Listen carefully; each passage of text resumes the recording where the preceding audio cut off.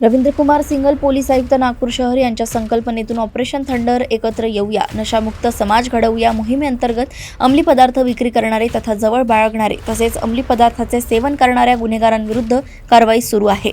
दिनांक 19 डिसेंबरच्या रात्री 11:30 ते दिनांक 20 डिसेंबरच्या 2:20 दरम्यान गुन्हे शाखा अंमली पदार्थ विरोधी पथक पोलीस ठाणे वाठोडा हद्दीत पेट्रोलिंग करत असताना श्रावणनगर आनंद किराणा समोरील रोडवर एका मोपेडवर संशयित इसम दिसल्याने त्यास थांबवून पंचांसमक्ष त्याचे नाव पत्ता विचारले असता त्याने आपले नाव आशिष दिलीप काळे असे सांगितले।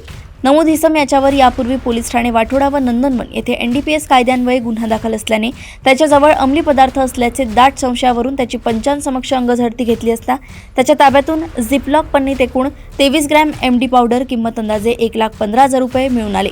आरोपीच्या ताब्यातून MD पावडर, रोख रक्कम 1,40,000 रुपये, मोबाईल फोन, मोपेड गाडी असा एकूण 3,75,000चा मुद्देमाल जप्त करण्यात आलाय।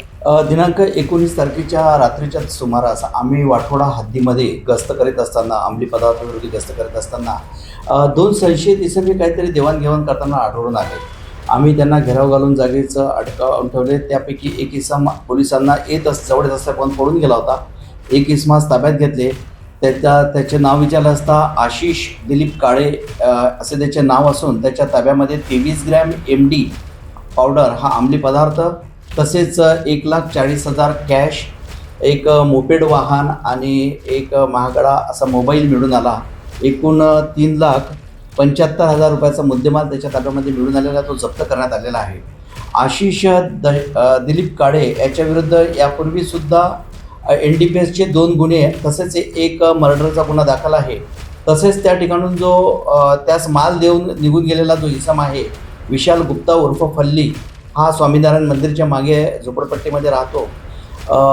त्याच्या विरुद्धसुद्धा मर्डरचा 307, 395 दरोडा आणि इतर असे इतर 8 गुन्हे त्याच्या विरुद्ध दाखल असलेले दिसून आलेले आहे। माननीय पोलीस आयुक्त श्री रवींद्र सिंगल यांनी ऑपरेशन थंडर हे अभियान राबवलेले आहे नशामुक्त नागपूर शहर करण्यासाठी। त्या अंतर्गत ज्या ठिकाणी आम्हाला अशा संशयास्पद किंवा आक्षेपार्ह बाबी आढळून येत आहे त्या ठिकाणी आम्ही छापा टाकून रेड कारवाई करत आहोत। माननीय CP सर तसेच additional CP crime sir, DCP detection sir आणि एबल crime sir, ACP sir crime sir यांच्या मार्गदर्शनाखाली आम्ही अशा कारवाई करीत आहोत।